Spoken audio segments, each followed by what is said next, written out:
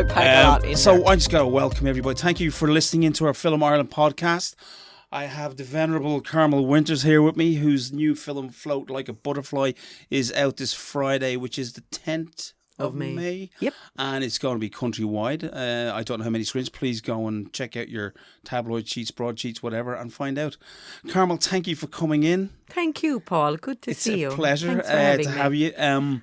Tell us a little bit about this film. It's had a nice festival life so far. You picked up a FIPRESCI in Toronto, Yep. which is a audience award, which I think are my favourite kind of awards, isn't it? I'd love to say it was an audience award. It actually isn't. Okay, sorry.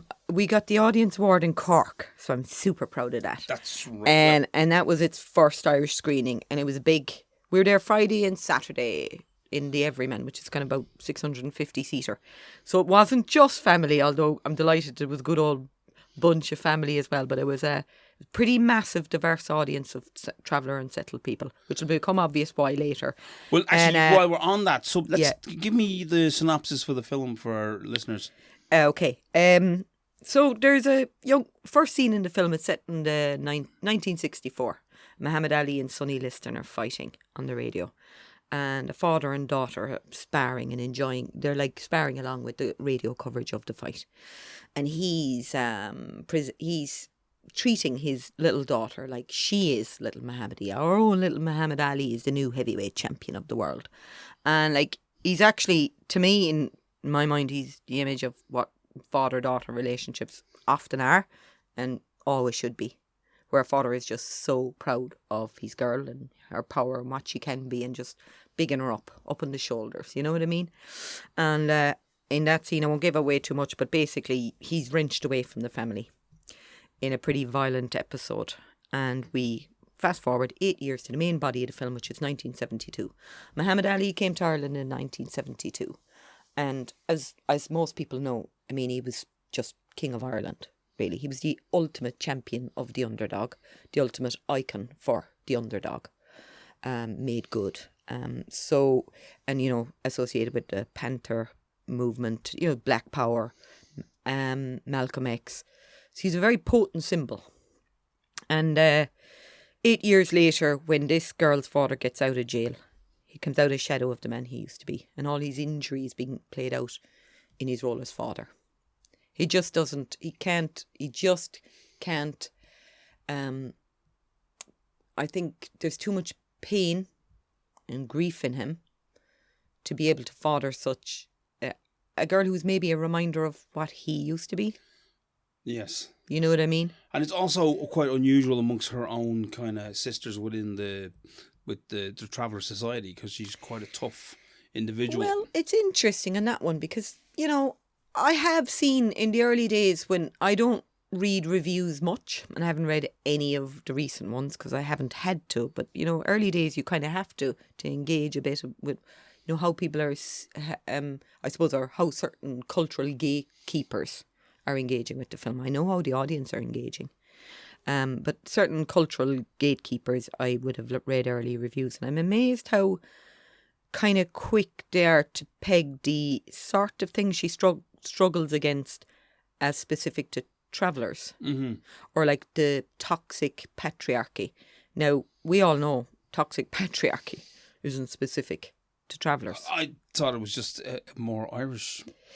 I didn't think it was toxic, though. I never can't even thought do it was the Irish toxic. bashing. I didn't feel it was being bashing. I just thought that she was still a very, very strong-minded. She's back in 1972, and she exactly. is surrounded by very strong gender roles. And it's like, you're going to have loads of babies. That's what you're going to do. Exactly. Right? And you're going to big up some man in your life. You're going to use your power to kind of create almost an illusion of his at the expense of your own. Or, you know, sometimes it works, actually. That arrangement can work. But in this, it's not who she's, it's not her destiny. It's not her in her DNA to be who she's expected to be. Now, and I think for many of us, I mean, look at how many of us are free enough to be what's in our DNA to be. You know what I mean? Most human beings I ever meet, at some point they can see a branch in their lives where, wow, abandoned myself there. I lost steam there. I lost the way there, whatever it is. And I'm not naive. I think we make all sorts of compromises in life. But in this film, it was the first time I ever kind of hit on a main character who was heroic. That, if you've followed any of my work so far, like, I would nearly be the champion of, yeah, she is an underdog, but she's absolutely heroic in the classic sense. And I use a classic story form. You know, it was the hero's journey largely, you know, type, except that the hero's journey, as it's usually kind of taught and understood, is a remarkably masculine phenomenon. What were the first aspects that came to you before you decided on the world and the time scale? The main aspects came in a cluster together, not separate. It wasn't me going, oh, I'll now make her this and I'll not. Well, she came as a teenager, a young voice. She was young and she was traveller. And she was definitely a champion of something.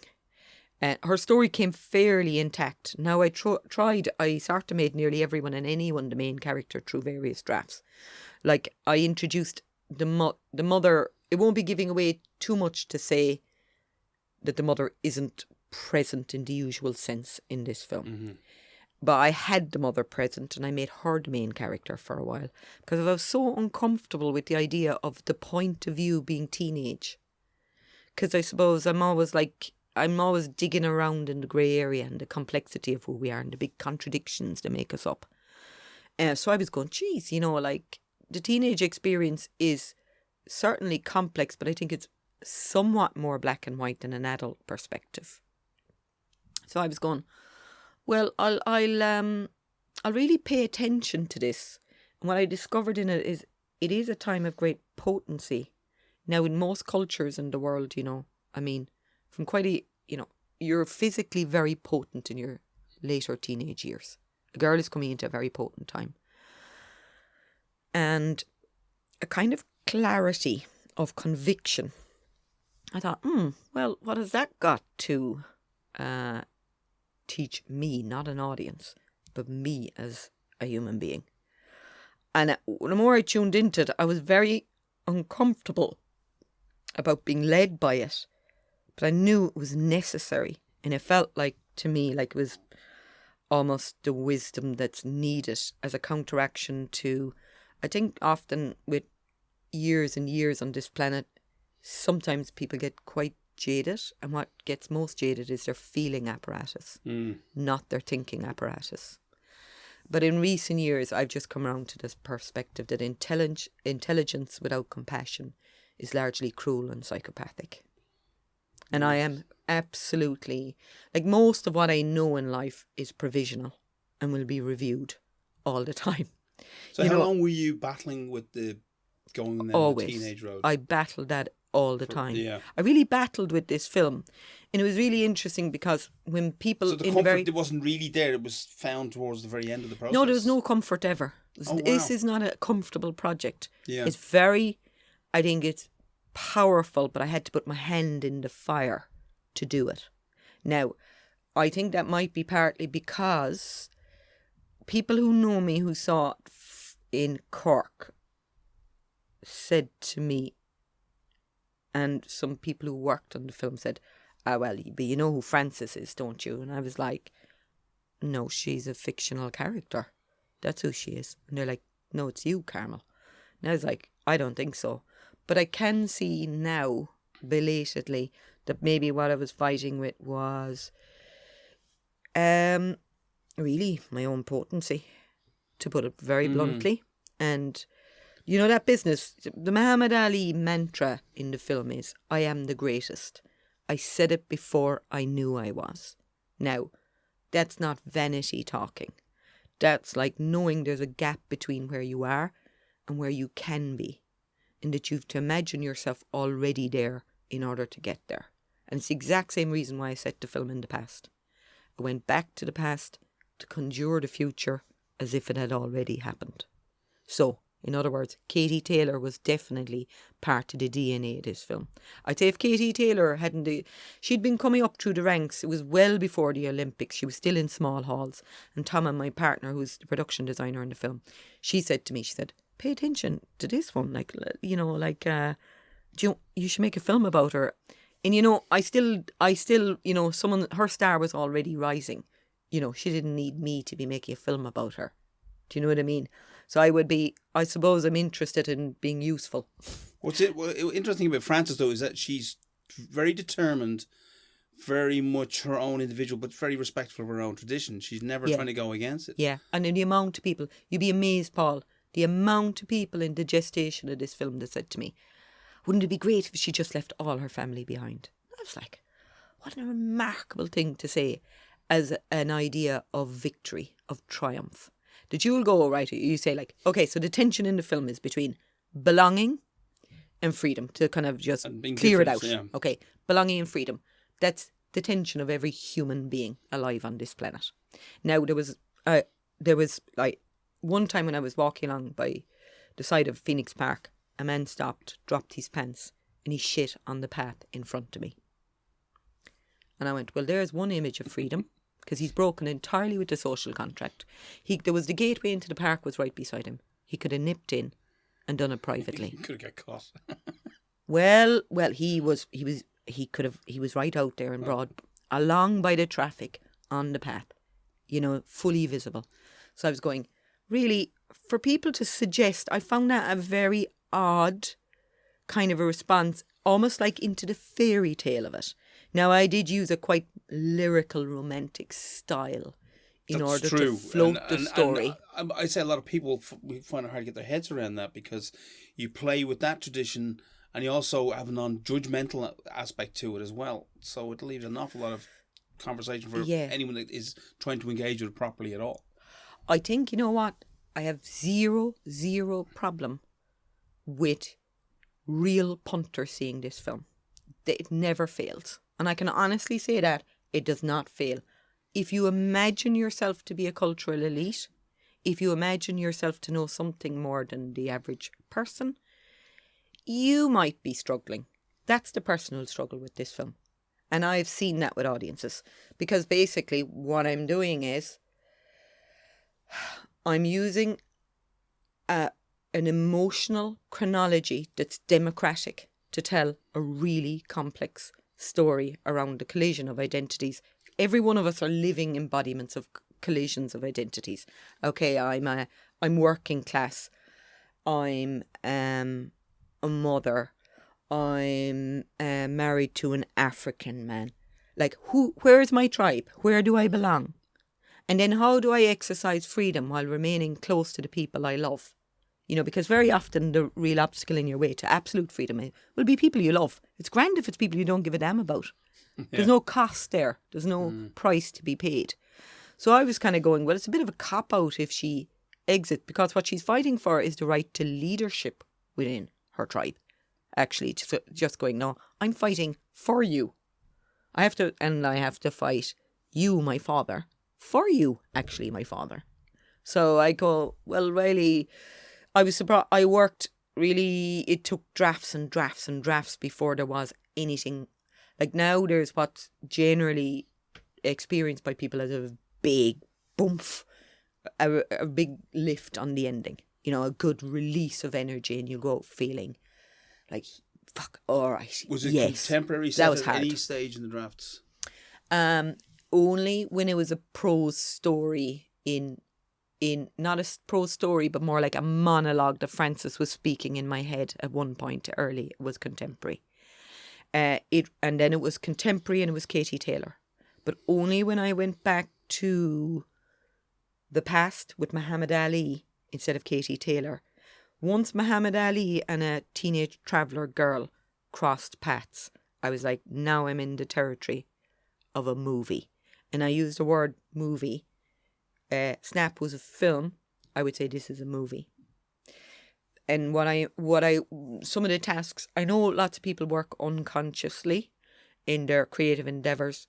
Like most of my intentions are kind of relentlessly conscious, so I always know when I fail. How So do you, when you say unconsciously, isn't it? They just kind of see what happens to a certain point and then well, they'll like analyze it. well, the cliche is that the artist is somehow naive to their own intentions, and that the I artist think is making writers things less up. so than say painters. I would agree. Yeah. I'd agree. Where by nature, and as well with screenwriting, to be honest, there are so many people making incursions on your work on every level, Well, as I all said, the and time. filmmaking as well is one of the hard ones because it's such a collaborative process. Massive. And, Massive.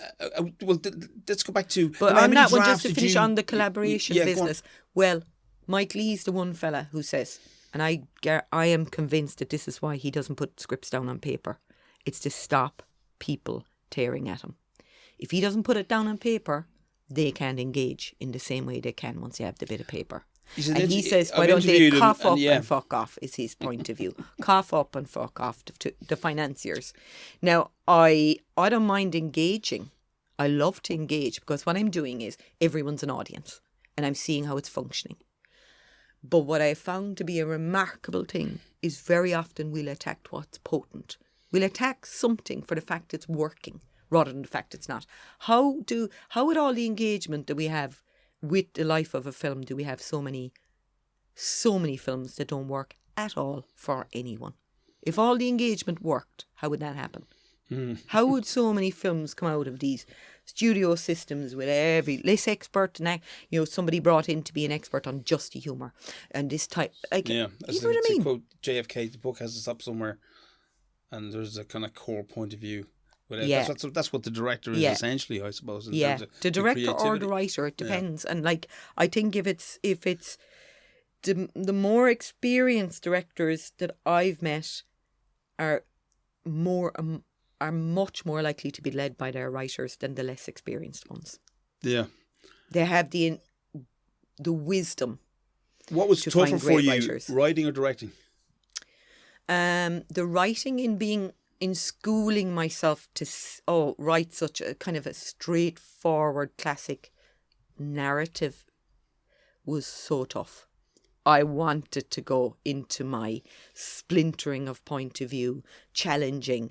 This was it was so tough sticking with that classic. Partly as well, you're writing for other people to read and No, it wasn't that at all. That wasn't it. What I knew was when I exercised restraint there creatively in the writing, it would pay massive dividends in the directing.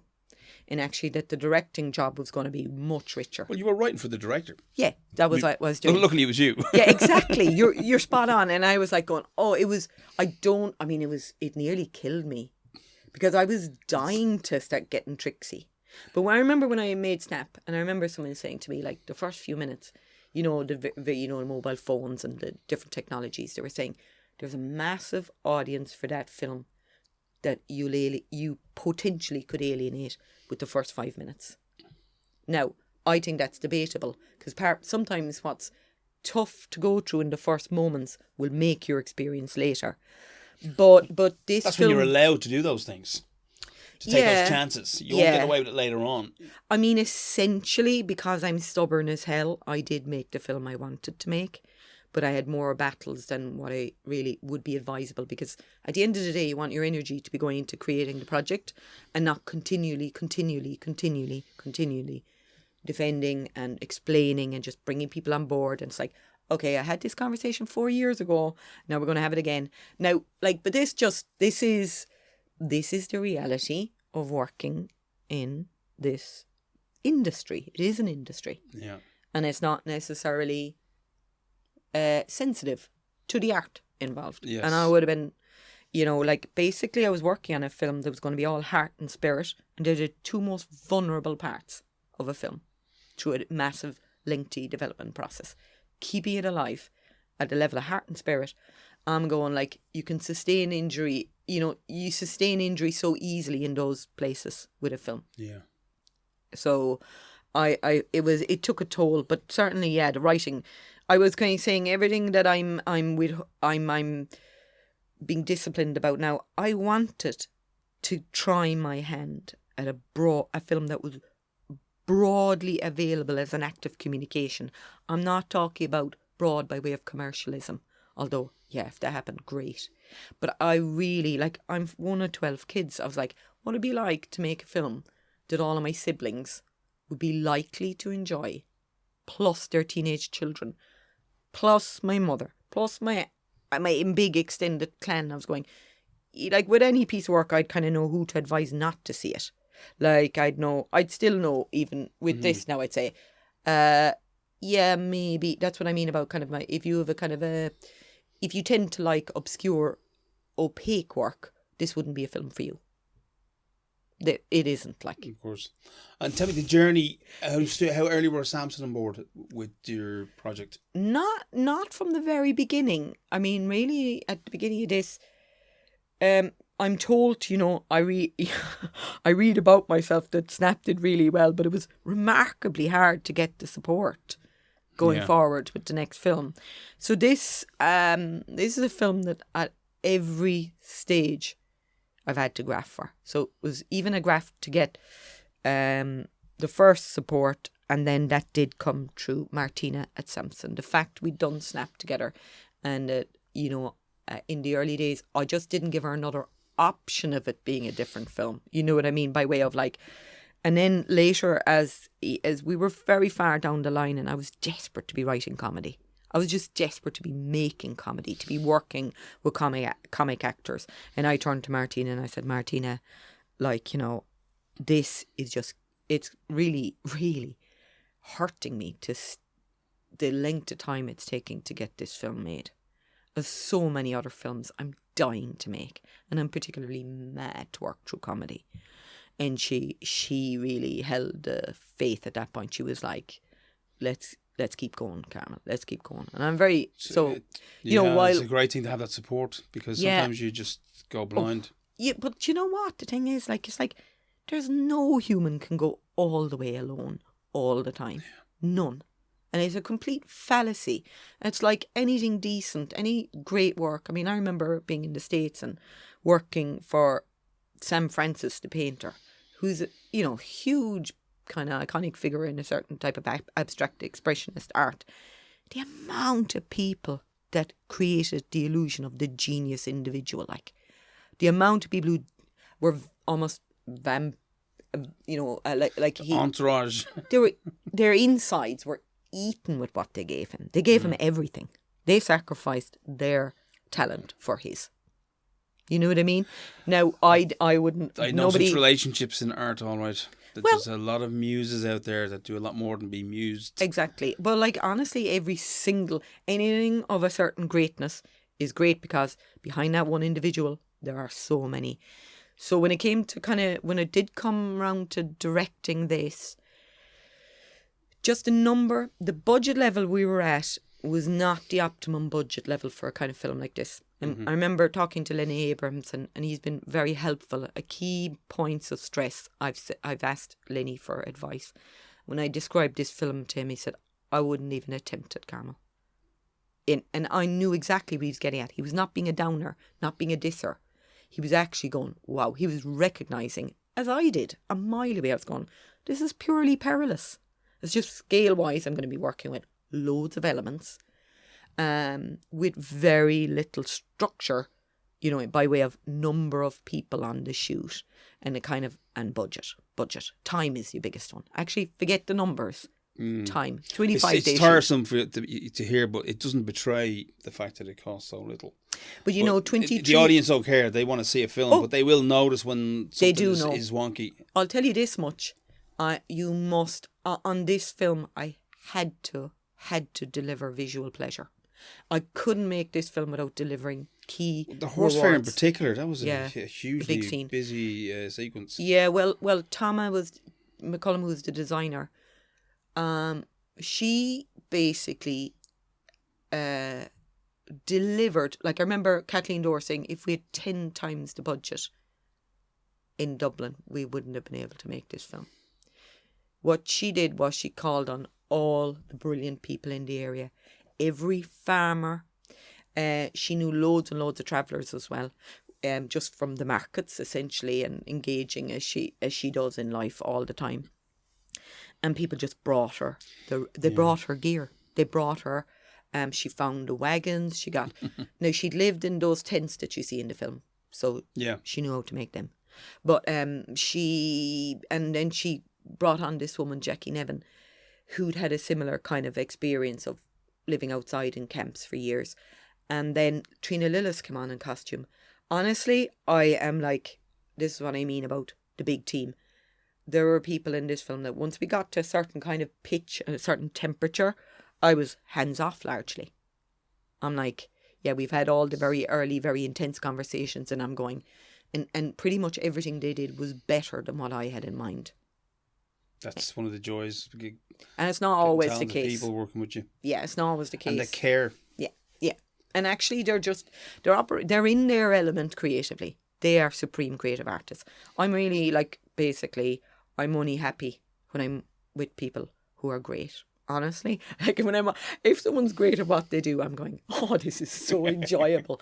And every level I go, the guy who was the composer, and this was Stephen Warbeck, and I used to just the joy. And it's always easier in post because there isn't the same massive time pressure.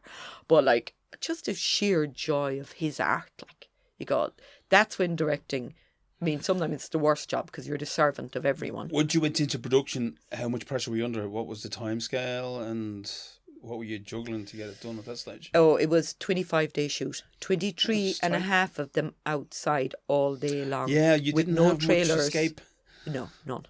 I think you escaped when you got to So the if there's Settled someone who Travellers cottage, and that was about it. Oh yeah, when we went to that house, it was gas because going into that film, one of my chief anxieties was, one of many, but one was that the cast would get exhausted from being outside all the time.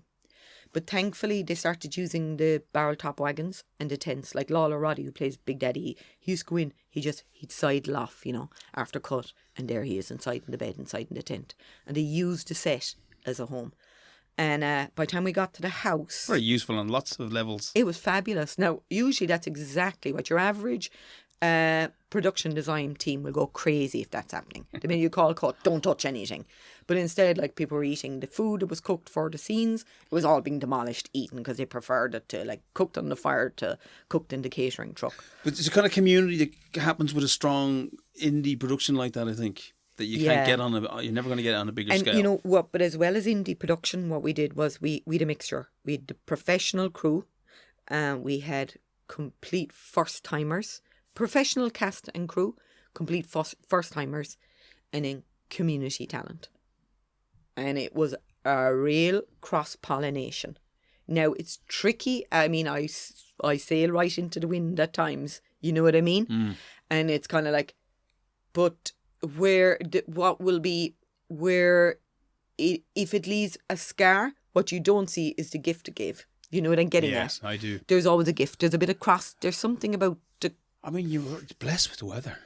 Well, it only looks like we were blessed with the Well, weather. I mean, no, rain is all I think about. I don't think about rain. I know it's probably freezing. Oh, come here to me. The fight scene, right? The kind of climactic scene towards the end, right? On the a beach. Weather, we had the paramedics insisting that certain people were taken off set because of hypothermia. I mean, it was really ropey. Now, Michael They Lavelle. were probably right, and because people forget, when you're on a set, your brain goes that extra mile. Yeah. People don't get sick, they don't do anything because they're busy doing the thing, and they will forget things like that. Well, it's not that we forgot. I knew it was happening, but we couldn't change the circumstances. The only option was don't shoot or shoot, and not shooting was not an option. Yeah, but... Honestly, it's as simple as that. So nobody died. We were It's down there, Carmel. nobody died, right? Nobody died, but really, we don't have... People think these choices, you go, no, the fact is, it's do or die.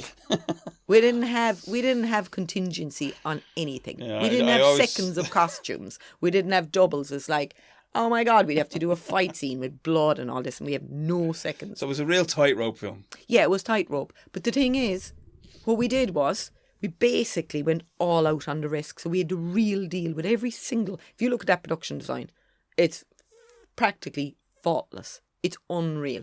Now, I'm not taking... The people, and that includes costume design, I'm going they went for it. And basically, Trina went to pawn shops and got real gold. She would not put fake gold on an actor. I was going, what? And she was I won't do it. Every single element in the set was real. Proper, antique, the real deal. No copies, That no beats fakes. Robert De Niro's silk underwear in The Untouchables. Well, do you know what I think about it, though? It was interesting, because I was kind of going, Jesus, I definitely do. But cheap actors love penny the shoes. thing. They do. There's a You great hit the nail on the quote head. I love is actors love shoes. You're spot on. But the only thing about, I must put in a little warning against No one them. notices the shoes, but the actors are wearing them. I remember that from my own acting. I'd be like, just put the right shoes on me and I'd love it. I'm grand, like I'm sorted. But come here to me. The big thing with vintage shoes, as I've discovered, if you're outside in the rain and the sand, the glues dissolve. Okay, I didn't So know the soles come off. So in every scene, someone's sole is coming off their shoe as they're trying to get on. But it's interesting. You see, look, it depends. Well, let's get into a bit of witchcraft. Now, look, film is completely constructed. Every single, and if it looks like reality, it's even more mediated than you can possibly credit. It's so mediated. But Jesus, if you can put the real deal all around people, every single object is coming with a story. And we actually knew most of the stories and most of the objects. I'm telling you, it does something. Do you know what I mean? Yes. There is magic. There is magic. If you got 360-degree reality, you might say, oh, well, look, I remember look outside. Now the kind of style of shooting, the shooting style was so loose. And I said to Michael, I said, oh, Jesus, this is my nightmare, because this film is only going to live at the level of energy and a level of life force. If it's about 80%, Michael Lavelle, the DP, cinematographer. So I was like going, it's only going to live if we achieve if our ratio of chaos to form is about 80% chaos, 20% form. Now I said, that is where I don't like going near 80% chaos.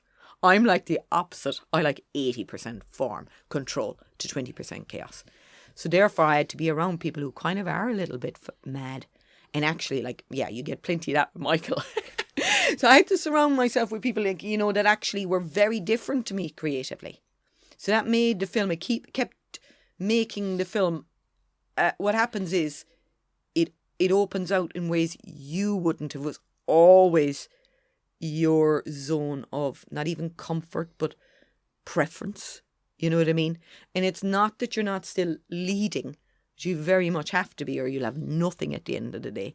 But that just that in order, look, what I suppose it is that I had to take a massive stretch beyond where I was at and where I needed to be to make this film. Yeah. And the only way I could do that was working with people who were comfortable in zones that I wasn't, and lean into them. And Michael, again, has got a good kind of history with that kind of filmmaking. Do you know, he's brilliant. And I'll tell you what he has in spades, because I know lots of filmmakers listen to these podcasts. What he has in spades is like the I can do attitude.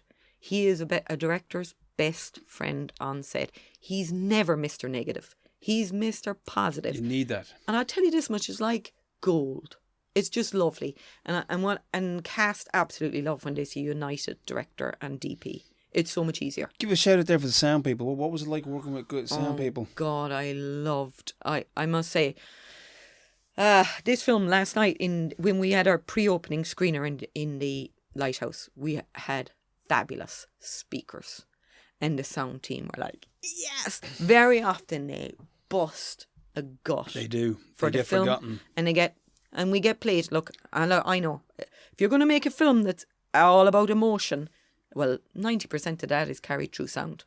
The sound reaches the brain before the image. So the sound will set you up emotionally, and then you'll explain it with what you saw. But it was what you heard. Well, like last night, a couple of people had seen this film through links because of, in fact, a rake of people reviewing this film have seen it. This is the worst possible film you could see on your laptop. Yeah. It's ridiculous. It's ridiculous. The frame is jammed with action, and the sound is massive at times. And you got that coming out of a little laptop speaker. So there were a couple of people there, and they were just going, they were actually embarrassed at how different, like they just realised, oh, I didn't see the film at all. And there was I, confident I'd seen the film. And the point is, they hadn't heard the film. But basically, Colin Mullally from Egg, like he was our mixer. The beautiful work he did. Stephen Warbeck, the composer, I was just like, joy all the way. Michelle McCormick, like all, like we were, you know, the likes of fight scenes. It's all what you hear. Yeah. If you turn off the volume on your average fight movie, you see all the tricks. It's the sound is selling it. Yeah. You know what I mean? So Very, the very artistry true. of sound is massive. I can't remember his name, but he's a wonderful sound designer that worked with Scorsese on Raging Bull. Yeah. And he used an amalgamation of animal sounds for the fight scenes. Yeah, it's amazing. And he said a brilliant thing. He said, I always destroy everything when I'm finished the shoot. He said, what, do you not keep a library? He said, why would I want to plagiarise myself? Imagine. I want to be challenged to do something new. Oh my God, I love to hear that. You know, it's something, I'm so glad you brought it up, because I suppose it's probably the area I get most excited by, but also I think we just haven't built into the process enough around sound. And actually, it's surprising how much we end up having to dip into libraries.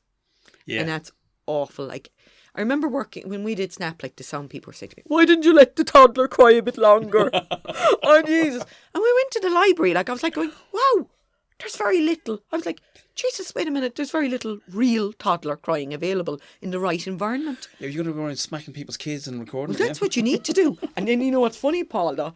After we did have to rob a bit of library child crying, right? We did. The amount of films I went out to hear and see afterwards, and the amount of times I heard the same child crying, I was like, Jesus. That's the child from my film. You know, there's a very famous scream effect. I think it's called the Wilhelm scream. What is it? Do it for me. I won't do it for you. I couldn't remember it. But it goes back to a Western back in 1956 or something like that. Yeah. And it's been thrown into so many movies ever since. Yeah. Spielberg and Lucas love it. They always throw it in there. Oh, and it's done as a matter of form. It's a little joke. I must look it up. So you'll have to get the Wilhelm scream into your next one, yeah. Definitely, I'm going to take that as a challenge. The whole film. Tell me a bit about the rehearsal process. You got amazing actors in there. Yeah. And young Hazel and who was played her brother? Johnny Collins. And I mean, the central three, everybody was fantastic, by the way. Hilda Faye, I love to watch. I think she's a lovely actress. I love her. And the grandfather, Lola Roddy. They were all gorgeous. Superb. And everyone around them did a fantastic job. But Hazel, especially, you've created a bit of a star there, or helped her along the way. She is a star. Do you know what? Like, I don't know. As regards, I think the best thing you can do for a great actor is give them the right material. You know what I mean? Yeah. It's largely a relationship between I think that's more around the writing. Directors get credited for performances that are more about the meeting of the actor and the script. It happens all the time. I see it. I go like, well, you see, any actor worth their salt is into writers, into good writers. Yeah. They spot the writer who can write for them, and they give them the latitude. Good directors know when to shut your mouth and just let them get on with it and take credit. I'm not into stealing. Well, you know what I mean. Yeah, just be I know quiet that. And let them get on with it. Well, yeah, like I'm always amazed at, like, you're giving credit for absolutely everything that's other people's artistry. And I like, okay, you have certainly a big role to play in creating the right conditions, but I think the biggest part of your work is cast great people. Yeah, casting is, I think, the director's most important job with regard to actors. It's massive. It's massive. It's and whether it be other talent and who they are. Yeah, and on the director and all your HODs as well. Like, I mean, like, it's probably, and that's where it helps to be working more. Like, that gap between Snap and this was so painful. I should have been building my team with more work. You know what I mean? Yeah. And like, to have, you know, an enforced gap because you're just part financed and promised and then delayed and promised and then delayed. Which is still a thing in this business in the Irish industry. Well, you know, I'm not. The thing is, right? It's not unique. You were busy now. You were busy writing plays and that as well. Yeah, I was. I'm so glad. I couldn't. Yeah. I would have fossilized as a creative person if I wasn't. I had to be. You have to be exercising your craft. And it really hurts when you don't get a chance to stay limber. I mean, I remember going into the film and going, Jesus, like the first couple of days of the shoot, I was going, I'm so glad I've got some great people around me who are doing this more often, because I've got to come up to speed here. And I was like, when does a director get a chance to exercise their craft except through directing? Oh, you're always the least experienced person on the set. Yeah, absolutely. That's why that thing about, like, you know, I think very often actors make directors is more to the point. And certainly the biggest unacknowledged thing among actors is actors learn from each other. Put the right actors together. Like Darren Hazel, the chemistry between them would blow your head off the first workshop day I did with them. I nipped out. One stage they were like exchanging tunes and the guitar and all that. Like, and there was just this massive, like, one actor who loves what the other can do and knows that what they're doing is bringing out what they can do. And it's just this incredible symbiosis. I said, I'll nip out to the loo now and see what happens. And I'm going out the room. Left the room. They just kept creating. Now, if that wasn't happening, they'd stop, wait till I come back in. And I was like, we're laughing. My job is like largely done. By the time I'm finished casting, I have zero, and I really mean this sincerely, I have zero worry about the actors. I have 1000% belief that they're entirely right. And very rarely, I'll always influence their decisions by my way of being, but I almost never issue a direct instruction, and I never... I really enjoy what they do. Like, it just makes the filmmaking, because so much is so hard about filmmaking. Yeah. So much is so, like, fraught and difficult. There's so many decisions. It's like, basically it's geared towards failure. The whole process is geared towards failure. And it's a miracle if anything survives. It's just like, can you survive your own mistakes? How many of your own mistakes can you survive? You're watching, this is what it's really like on set. If we want to be genuinely honest what it's like on set. You're watching, you've done a scene, you're going, right, very quick kind of analysis, and you spot around, right, about 20 different things that you'd like to do better. And you go, if I take the time to correct these, what do I lose? And you make a quick calculation. Luckily, I'm a bookie's daughter. And it's all calculations around that. You go like, which of these errors can we survive? Yeah.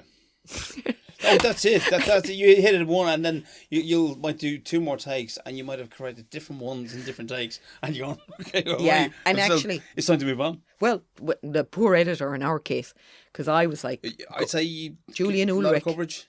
Wagons of coverage, and an editor's nightmare. And like, not a nice thing where it's like, oh, there were 7 takes and 2 of them were good and the rest forget about. It was like, well, there's a scrap in this and a little bit in that and there's another bit in that.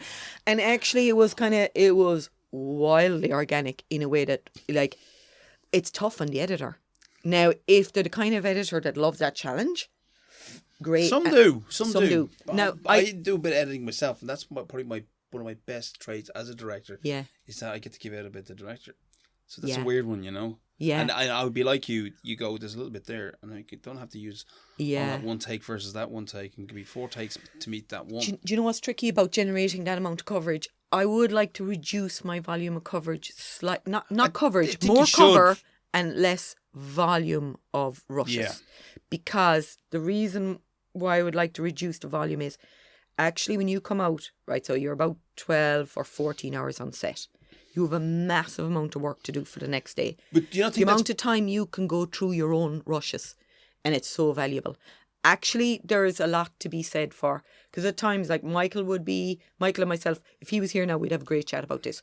He believes every moment not shooting, not actually putting stuff in the can, is wasted. But I don't agree with that. It's a side effect of being independent and not having loads of money at the front, that you end up generating more footage because you're on the run and you want to make the most of it. No, I don't think that's the real reason. Even though I think that's probably... I think it actually might be the reason for the mentality, but it shouldn't... It's not necessary. Yeah. Because sometimes that little bit of like actually restraint and prep. Honestly, you just, I would say. Speaking of which, how much rehearsal time did you have, or was it? We'd about. There were a couple of people. I used my auditions wisely. Let me tell you, I would like. Yeah, nice work. Honestly, I just would say to anyone, rehearsal before they realised. Well, you see, it's just pragmatism about human nature, right? If you're an artist, you, Paul, are an artist, and I'm working with you, you'll have made the biggest decisions that'll affect this entire project in the very earliest stages. So if I cast you and 4 months later we're rehearsing, right? You've already made all the macro decisions, the ones that matter. So I want to be in that room with you while you're making those decisions, and I want to see those decisions, and that's the audition. But when they're made, I'm like going, yes, don't mess with a good thing. You know what I mean? Yeah. Trust and build the trust and build the confidence so that the execution is bold. But as regards the, I really believe in terms of like the audition process, once somebody's cast, I think everything is less fluid. Like before the landing, it's a bit like that wonderful, like not right. You can overdo the stewing on a script before you write it. You can Eventually overdo you the have to stewing. do it. You have to do it. Right. But at the same time, not stewing at all is thin and uninteresting. Yeah. You know what I mean? The script, the person who's no trouble writing, they can write 50 pages a day. And you're kind of going, maybe there's a reason for that. Do you know what I mean? There has to be a little bit of tension before the arrow leaves the bow. You know what I mean? That's a nice way of and putting it. in the casting process, that tension is before the arrow leaves the bow. It's the time of opportunity. It's so creative. The actors I absolutely love have already, because I love an autonomous actor. I have no interest in any HOD, any head of department or any actor that I'm going to be like somehow instructing. Well, I'm going like, sure, why would I instruct another expert? It should never be your job. No. But like with the audition process, to really investigate and to really use that time well, I am so indebted to it. Because in terms of official prep, like there were very few people down in the area at all until about 1 week and a half before we shot. And then you're doing absolutely everything at the same time, as you can imagine. So like, most people What are time down. of year was it? We were mid-September into late October. So it was late in the Well, year. when we finished, if we had gone one day over into the next week, it was Storm Ophelia. Wow. Now, You could've our closed. set all outside was blown to bits. We didn't have weather insurance, by the way. That's another consequence of low budget filmmaking or modest budget filmmaking. I mean, there's way lower budget than where we were at. But as regards, like my producer was working on the young offenders at the same time. And she said to me, please, can we look, just go 2 weeks later. And I was kind of going, I should say yes. And she was saying, what's the real difference? And the line producer, Kathleen, was doing this. She was saying, what's the difference in 2 weeks later? And I was kind of going, geez, we're outside all the time and the weather's rough. We're going from mid-September into the third week of October. I was going, I don't want to put another 2 weeks on that. If we'd even put a day on it, we were blown away. You know what I mean? Or rather, if we'd put the 2 weeks on it, I don't think our shoot would have survived it. And I kind of think of all. Well, the law of diminishing returns when it gets into November, October. Well, November, you see, sometimes you get. It is It's getting like crazy Ireland, you don't know. nowadays. The only thing that would have been great, like there were arguments, like there were sensible requests from both producers in the sense that there were very sensible requests in that we were short of nighttime hours. We had kids like trying to do night shoots. It was a nightmare. Do you know what I mean? Yeah. In terms of like we would all sorts. That's another thing. Like with so many restrictions around a certain age, you can only do so many hours shooting. And sure, all our casts were. That's why you see, it drives me nuts. You know when you're watching TV and you're going, oh, this is a teenage drama and everyone's about 30. I'm like, that's not a teenager. Sorry, I can't buy that. That's the reason. They don't want to work with people under 16. The restrictions, and they're greater again the younger you go. That's why you get like 40-year-olds playing 12-year-olds, you know what I mean? Being a bit facetious, but it does feel ridiculous. But there's a good reason for it. But what I'm getting at is that like all of us, any filmmaker that goes out there, the amount that's just, you're playing with, like it's a bit like I say, from a long line of gamblers. And I go like, it's just a massive gamble. There's a load beyond your control as well as what's within your control. And you're just lucky if some things go with you. Well, it's been a great gamble, and you've had a nice festival run, and fingers crossed. You got a few territories lined up for the film? Yeah. It's actually sold in some, and others it's kind of, there's still some people sitting on the fence. But generally speaking, I think it's going to have a life. And what I like about, one thing I'd say to anybody is it's very interesting setting a film in the past. Contemporary can age very quickly. Contemporary is tricky on every level because we can't see what's right in front of us. But even But setting it in the past, I feel like it'll have a good life, and I hope it'll stand the test of time. And you have a Zebbie nomination going up here. Thanks very much. Congratulations. Thank you. So what's next after this? Have you got anything lined up? Yeah. No, they've nothing lined up by way of finance. But any financiers out there with a brain that was But bet on I this have, woman? Oh my God, I've got a list of I have a backlog plus a forward log of all the things I want to do. But I do want to make a great TV series as well at some point. For the opportunity, what kills me when I'm working with material is having to pinch characters that I know are so rich when they're, like I could have given you any one of the family members in Float Like a Butterfly. I could make them the star of a film in their own right. Yeah. Any one of them. And then as well, the people you cast, you go, oh, I want to give you more. I really desperately want to give your talent more. And I was thinking, like, sure, the TV writers are so lucky, like, you know what I mean? And again, for a long while now, what ideas you express in film or television is different than it was, say, 20, 30 years ago. I think there's a bit of a golden age happening. With this little digital Wild West, as they call it, in all sorts of shapes and sizes. Yeah. So I'd like to get cracking there. And I'm mad for the big, bold body, mischievous, fleshy comedy. Comedy. Yep. That's the one. Yeah. So I have a comedy musical, Irish Korean comedy musical that I am like massively I think you might have some backers as soon as they hear this. Paul, you get on it. Carmel, thank you so much. I hope it goes really well for you, and good luck with your next project. Thanks a million. Thank you so much.